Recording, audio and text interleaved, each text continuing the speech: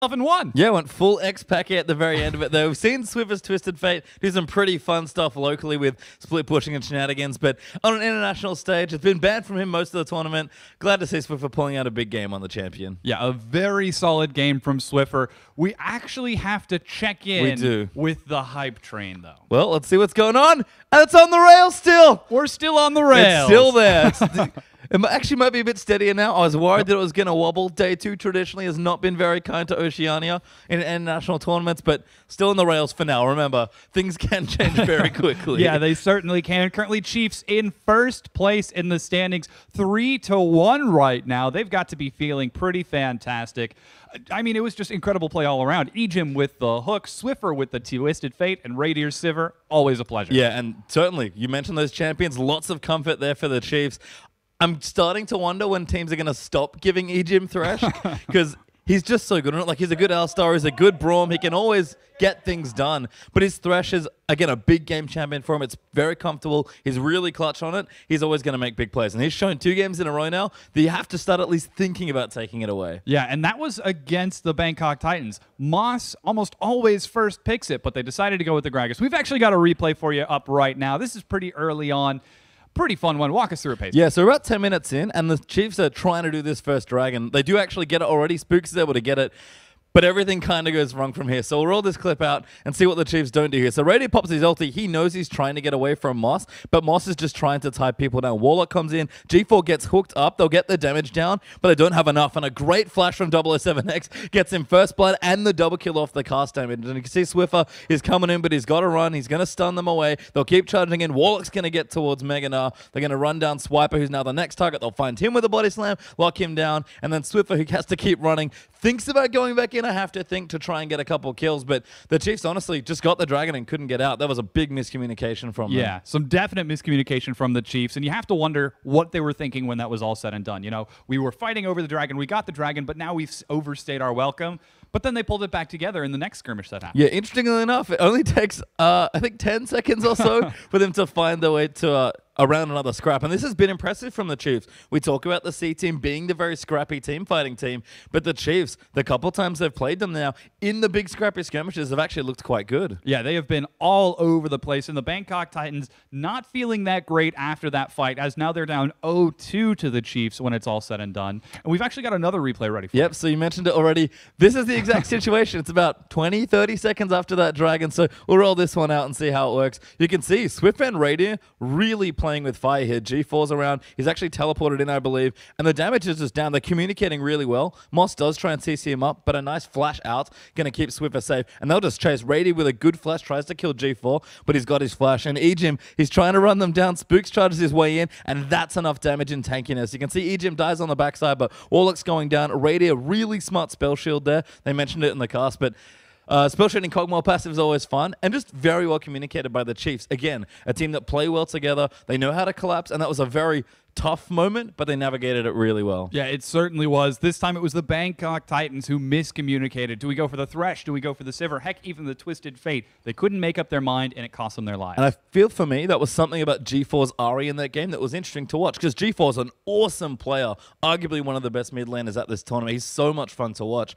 And I did like the teleport, because it helped in the later stages to try and pick some people off. But I feel like that fight specifically, his target selection could have been a little bit better. Yeah, it certainly could have. We've actually got another replay ready for you guys. It's a little bit later into the game at this point, but this is Swiffer. Yeah, this is Swiffer.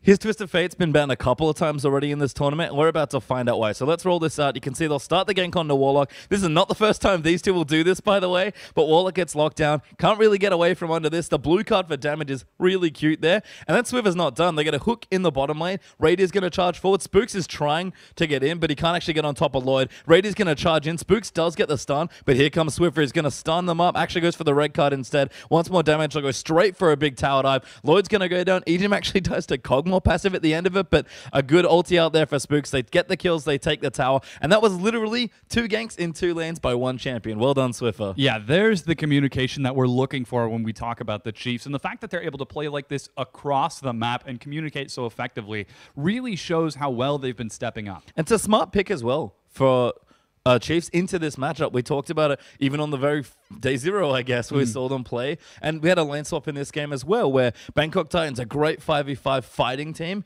but in a macro level game, you can maybe pull them around the map and try and leverage that. And they did that a lot with the Twisted Fate. We've actually got another replay ready for you. This is a little bit later into the game, and this is sick. I just want to point out, that's the ward. Yep, so that's the ward. They can see basically Moss's horn up here, I think, and they probably saw G4 and Warlock walk out, but as far as the rest of the Chiefs know, they can't actually see anything else, so we'll roll this one as well, and he gets the perfect target. Good W there to set things up. A little bit of vision, but not in time, and Rady just deletes G4. Warlock tries to ult them back. Moss dives in as well, trying to save them, but Spook ulties back towards the front lines, and now Swiffer feels safe enough to dive in with the rest of his team pulling forward there as well. Warlock's forced to flash out. Moss is flashing out as well. There's a fight happening there with the Gragas on the back lines, but that was the pick the Chiefs needed. They were struggling to really find an opening in this game, and that was the one they needed. Yeah, an amazing hook from Ejim. Once again, this guy has got homing missiles for his death sentences. It's really a tricky situation,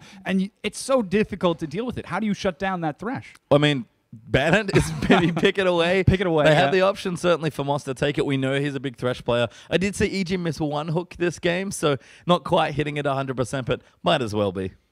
We've actually got one final one ready for you folks. This one's fun. This is very close to the end. Let's just roll this one out. So Baron buff's already gotten there by the Chiefs. They'll find a pick here as Swiffer averts death by popping the Zhonya's here. Moss is trying to get the kill. I like that Kog'Maw's firing bolts into the back as well, but Swiffer kites just around everything to get it. Dangerous game for a bit of extra health, and then they'll chase down Warlock. So Radiant pops his ulti. Spooks is going to dive in. Ejim doesn't even need the hook. Lines up the flake, gets the hook.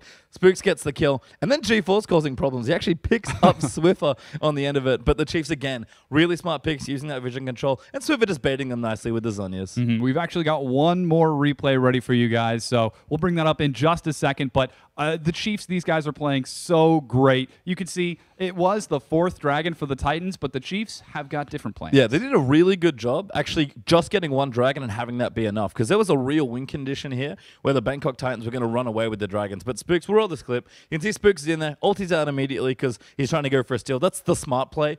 You use very little resources for a lot of gain, and Radio just ultis because he knows Swiffer's down the bottom here on the minimap trying to get some damage done. So hook from Ejim, Lloyd's forced to QSS, great flash from Radio, but a good follow from both Moss and Lloyd. Radio eventually dies. G4's going to dive in here as well, but literally all they're trying to do is buy time because Swiffer is busy trying to backdoor them. No one can make it back. G4's just recalling, and Swiffer's able to Peke out the Nexus to win the game. Yeah, so that's 3-1 for the Chiefs when they end up taking it at the end of this set. And, you know, we're not done just yet. That was game 2 of at least 6 today. Coming up next, we've got Dark Passage and the Bangkok Titans. We certainly do here, but all the Oceanic fans out there, raise your koalas, get them up there. I've seen so many elevated koalas on my Twitter feed. I'm starting to worry about what my balcony is going to look like. But, yeah, get on Twitter with that one. It's been a lot of fun. Yes, please. So let's actually talk a little bit about that match. The big matchup for me that time is going to be in the bottom lane. Zeitnot versus... Oh, my goodness. It's Lloyd. It's Lloyd. That's right. He just played. He did just play. Had a decent Kog'Maw game there. And you're right. It's definitely been interesting to see the difference between these players and how they affect their teams. We'll start off with Lloyd, actually, there from the Bangkok Titans that we just saw play. Actually had a pretty good Kog'Maw game there. I think ended at like 5-4-7 or so. So not bad, but not super high impact. You can see the games he's having here. He's relatively low impact, but his losses, he's not doing too much. His Kalista game, much better there at 2-0-5 and clearly enabling his team. He's a strong role player as far as that goes. But Lloyd's losses just don't look that impactful, and his wins are kind of a little bit better, but G4 is really the one holding up this team. I guess the whole point is that you look at Lloyd, he's a big role player for his team, but when he has bad games, it's just hard for his team because G4 cannot do all the work himself. G4 is trying as best he can, and you can see those Varus ultimates time and time again, and he tries, but poor Lloyd just keeps falling apart. Yeah, can't quite get it done, but Zeitnot's the other big player, and this guy's the same story, but even more extreme for his team. That win was amazing. He destroyed that lane 1v1. He was like hanging out, basically forcing people to 1v1 him in the bottom lane, getting CS. And then these 2 losses, same kind of story. I can't remember his KDA from the last game we saw him play, but that was a clutch game from Zeitnot. KDA probably not that glorious. He was playing Corki. It's not this game. It was a different one. but he clutched out the big moments. This guy is the carry for his team. You can talk about Naru, you can talk about Elwin. They're both awesome players. Dark Passage in general is a team really great to watch, but Zidon is the one they're relying on. I've seen this guy play Vayne. He's really good at it, and we'll have to see if he continues, because if he doesn't perform, his team will struggle. Yeah, I actually have been remarkably surprised that we haven't seen so much Vayne. It's all been about Kog'Maw, Kalista, and even Corki to replace that out. I mean, Kalista is the obvious one. We've seen just how good the champion is, and it's been 100% pick ban. It has won every single time it's been picked, which is 3. I guess Kog'Maw's just such a strong meta pick. Everyone's really attached to Kog'Maw that you don't want to play something like Vayne because that lane's not that exciting. Vayne is generally good into the Sivir types, but we're seeing much more Kog'Maw priority and then Sivir as a reactive pick rather than the other way around. So it makes sense that Vayne isn't seeing that much play, but keep an eye out because most, if not all of the AD carries in this tournament probably have a pocket Vayne somewhere. Yeah, I'm sure we'll get to see some more exciting action. I'm really looking forward to this set, and that's completely disregarding the supports as well. Moss, and then you've also got Rydal. Both are excellent Thresh players on top of that. Yeah, Rydal's stats actually have been awesome in this tournament. He's got some of the highest kill participation of a support. He's a really good guy, but Tom, pretty sure we got a game on. Yeah, we're going to toss it back to the desk. They're going to walk us through our third game for the day. Thank you very much, Peter Time and Sada. And